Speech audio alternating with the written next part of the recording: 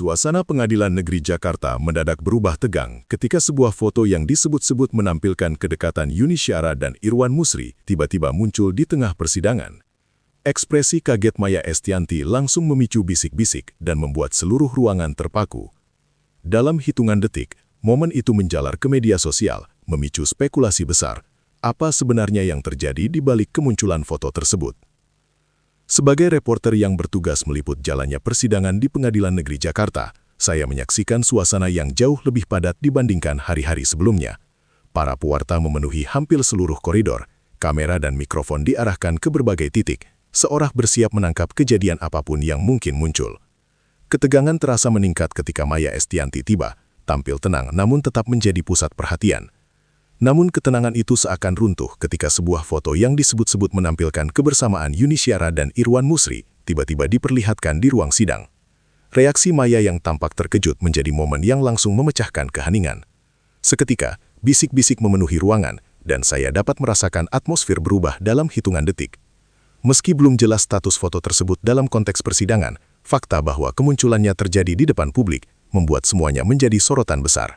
Dalam hitungan menit, laporan cepat mulai dikirim oleh para wartawan yang sudah kewalahan menghadapi antusiasme publik terhadap isu ini. Dari sudut saya berdiri, ekspresi Maya saat foto itu diperlihatkan terlihat cukup kuat untuk membuat para hadirin saling pandang. Beberapa pengunjung sidang bahkan sempat bergeser maju untuk memastikan mereka tidak melewatkan apa yang sedang terjadi. Setelah momen itu berlangsung, gestur tubuh pihak kuasa hukum pun tampak berubah. Sebagian terlihat berusaha menenangkan suasana, sebagian lagi menjaga agar jalannya sidang tetap kondusif. Sebagai reporter, saya menangkap bahwa kejadian ini bukan hanya menyentuh sisi emosional, tetapi juga membuka ruang spekulasi yang lebih luas di mata publik. Ketika saya keluar dari ruang sidang untuk mengirim laporan cepat, notifikasi di ponsel saya menunjukkan bahwa topik ini sudah mulai ramai dibicarakan netizen, bahkan sebelum sidang usai. Sebagian besar komentar mempertanyakan apakah foto itu benar relevan dengan proses hukum yang sedang berjalan, sementara lainnya fokus pada reaksi Maya yang dianggap sebagai titik balik suasana sidang hari itu. Sampai titik ini, belum ada yang memberikan penjelasan resmi, namun dampaknya sudah terasa jelas. Saat saya kembali ke dalam ruang sidang untuk memantau agenda berikutnya, ketegangan belum mereda. Para pengacara terlihat berhati-hati dalam memberikan komentar, menghindari kalimat yang dapat ditafsirkan sebagai pernyataan resmi. Dari pengamatan saya, foto itu lebih menyerupai materi yang diajukan untuk klarifikasi atau konfirmasi internal, bukan sebagai bukti yang sudah diputuskan relevansinya. Namun sebagai orang yang bekerja di lapangan, saya paham betul bahwa publik jarang menunggu kejelasan sebelum membentuk opini. Beberapa wartawan yang berada di samping saya pun mengaku menerima pesan dari redaksi masing-masing, meminta laporan lebih rinci tentang bagaimana ekspresi Maya, bagaimana respons pengunjung, bahkan bagaimana reaksi majelis hakim. Fenomena ini menunjukkan betapa sebuah momen singkat di ruang sidang bisa memicu narasi panjang yang berkembang liar di luar. Ketika persidangan kembali dilanjutkan, suasana terasa lebih kaku dibandingkan sebelumnya, seolah semua pihak tengah berhati-hati terhadap langkah berikutnya. Keluar dari ruang sidang, saya mendapati area luar pengadilan sudah dipenuhi kerumunan yang lebih besar. Para pemburu berita, penggemar, hingga masyarakat yang hanya ingin tahu mendekatkan ponsel mereka, berharap mendapatkan potongan peristiwa dari balik pintu yang baru saja saya lewati. Percakapan antar wartawan terdengar semakin intens, banyak yang mencoba menghubungi sumber internal untuk mengonfirmasi status foto yang muncul secara mendadak tersebut. Dalam pantauan saya, topik ini bukan lagi sekedar berita hukum, melainkan sudah berubah menjadi isu hiburan yang membalut dinamika hubungan tokoh-tokoh terkenal. Kehebohan di luar gedung pengadilan menunjukkan betapa luasnya magnet isu ini. Sementara itu, saya menerima informasi bahwa beberapa akun media sosial sudah mempublikasikan versi mereka sendiri tentang kejadian di ruang sidang, versi yang belum tentu sesuai dengan kronologi sebenarnya. Inilah yang membuat peran reporter semakin krusial, memastikan publik tidak hanya disuguhi sensasi, tetapi juga konteks yang seimbang. Meski demikian, saya menyadari bahwa arus informasi tidak dapat dihentikan begitu saja. Dalam perjalanan kembali ke ruang media, saya memeriksa lini massa dan mendapati foto serupa sudah tersebar luas, meski belum jelas apakah itu foto yang sama dengan yang ditunjukkan di persidangan. Para netizen mulai membuat analisis spontan, membandingkan potongan gambar, membuat teori konspirasi, hingga memprediksi dampaknya terhadap hubungan pihak-pihak terkait. Sebagai reporter, saya harus menjaga agar laporan tetap netral dan tidak ikut dalam arus spekulasi. Di tengah hiruk-pikuk digital itu, beberapa pengamat media mengingatkan pentingnya etika dalam mengutip foto pribadi tanpa konteks. Dari sudut pandang jurnalistik, kehati-hatian ini menjadi pedoman yang krusial, terutama ketika menyangkut figur publik yang pernah memiliki dinamika panjang dalam pemberitaan.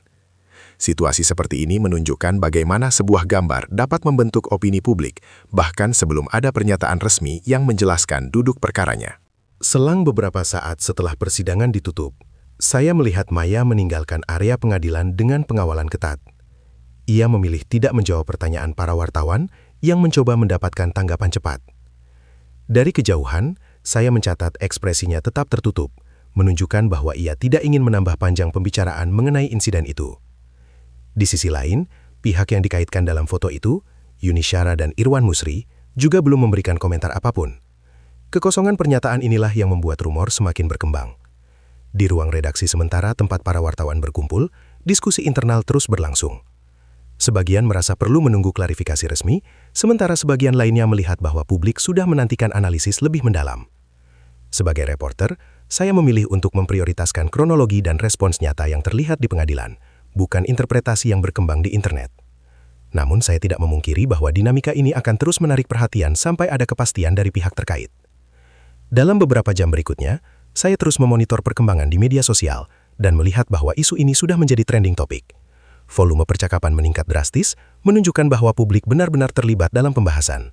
Banyak pengguna yang mengutarakan pendapat berdasarkan potongan informasi yang mereka lihat, meski belum tentu sesuai konteks.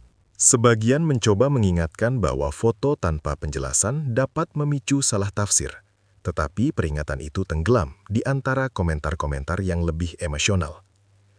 Dari sisi peliputan, ini adalah situasi klasik ketika sebuah isu hiburan bertemu dengan dinamika hukum. Keduanya menghasilkan kombinasi sensasi dan keingintahuan publik yang sangat tinggi. Saya mencatat bahwa bahkan kalangan akademisi mulai ikut berbicara, menyoroti bagaimana media sosial mempengaruhi opini publik tanpa verifikasi yang memadai. Ini menambah lapisan baru dalam pemberitaan, menjadikan insiden foto tersebut bukan cuma bahan gosip, tapi juga studi kasus media. Sebagai reporter yang terus berada di lapangan, saya pun memantau bagaimana para pakar hukum menanggapi fenomena ini. Beberapa dari mereka menekankan bahwa penggunaan foto sebagai materi persidangan harus melalui proses ketat, dan belum tentu bisa dianggap sebagai bukti jika belum dikonfirmasi validitas serta relevansinya. Penjelasan seperti ini penting untuk disampaikan kepada publik, agar tidak terjadi kesalahpahaman bahwa setiap foto yang muncul otomatis memiliki konsekuensi hukum. Namun, penyampaian semacam ini seringkali kalah dengan narasi viral yang lebih mudah disebarkan dan lebih menarik bagi pengguna media sosial. Momen ini menunjukkan dilema klasik jurnalisme modern. Fakta harus bersaing dengan kecepatan rumor. Di sisi lain, saya melihat bahwa kejadian ini membuka diskusi penting mengenai etika penyebaran gambar pribadi, terutama ketika menyangkut figur yang menjadi sorotan media hiburan selama bertahun-tahun. Media arus utama mulai menurunkan berita dengan berhati-hati, menghindari kesimpulan yang terlalu cepat. Di ruang redaksi sementara, editor saya menekankan perlunya menahan diri dari interpretasi yang berlebihan dan memastikan bahwa setiap kalimat mencerminkan kejadian yang saya saksikan secara langsung. Sementara itu, beberapa outlet lain memilih mengambil pendekatan berbeda, mengangkat sisi emosional dari reaksi para pihak. Saya melihat perbedaan ini sebagai gambaran dinamika industri media yang selalu bergerak antara akurasi dan kebutuhan menarik perhatian. Dalam laporan saya berusaha mempertahankan konteks dan menahan diri dari spekulasi. Namun saya juga memahami bahwa publik menyukai cerita dramatis, sebuah tantangan tersendiri dalam menjaga integritas jurnalistik. Yang jelas, hingga saat ini belum ada klarifikasi resmi mengenai foto tersebut, dan semua pemberitaan masih sebatas reaksi terhadap momen yang terjadi di ruang sidang. Kini, sebagai reporter yang masih mengikuti perkembangan ini, saya melihat bahwa publik menunggu satu hal, pernyataan resmi dari pihak-pihak yang namanya disebut dalam foto tersebut. Tanpa itu, kehebohan ini diprediksi akan terus berjalan. Saya mencatat bahwa organ media sosial terus mendorong topik ini ke permukaan, menjaga agar diskusinya tetap panas. Sementara itu, saya menunggu perkembangan selanjutnya dengan bersiap menghadapi kemungkinan konferensi pers, klarifikasi pribadi, atau lanjutan sidang yang dapat memberi gambaran lebih jelas tentang konteks foto tersebut.